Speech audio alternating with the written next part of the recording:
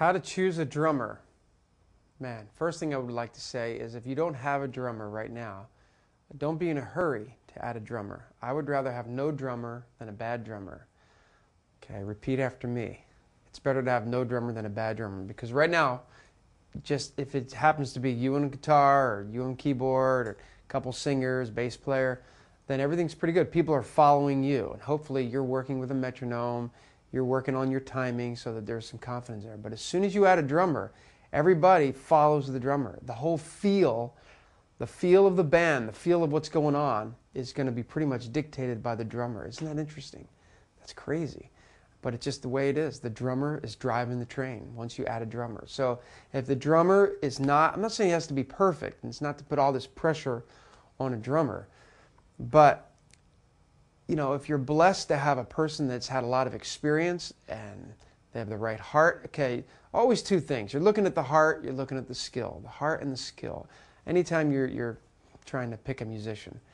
So hopefully there's an attitude where there's some humility there, some teachability there. They're just a person. You know, it's easier to add to a team than to undo a team.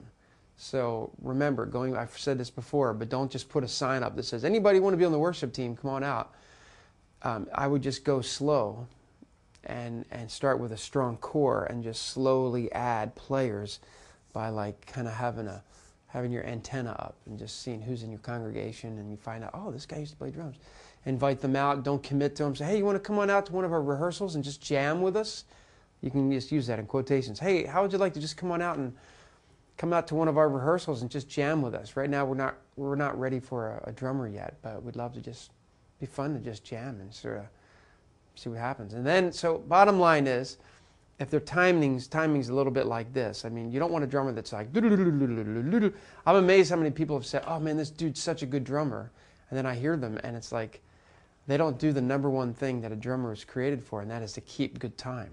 A good drummer, it's not all about good fills. It's about boom, boom, ga, boom, boom, boom, ga, boom, boom, boom, ga.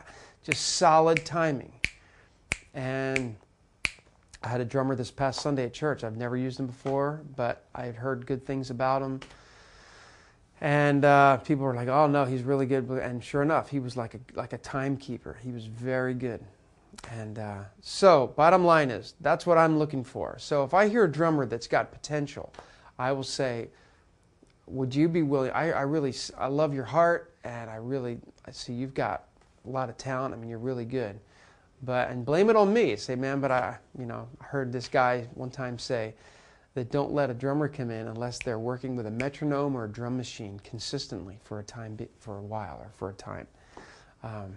Again, I've said before that when I was going to music school, that all the good drummers would sleep with a metronome under their pillow at night.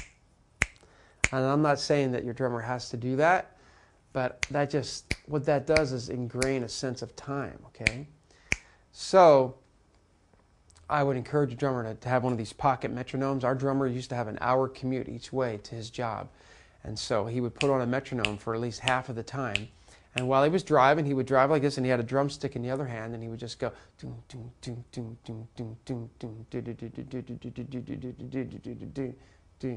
and just do quarter notes, eighth notes, 16th notes to a metronome. And then he'd kind of change the time and do it at that speed. And he was just drilling in the sense of time. And I could hear it and feel it over a couple months' time. I could just feel the difference on our worship team. Just how much more confidence and how much more authority there was when we would play a song. So those are some things that I would pay attention to.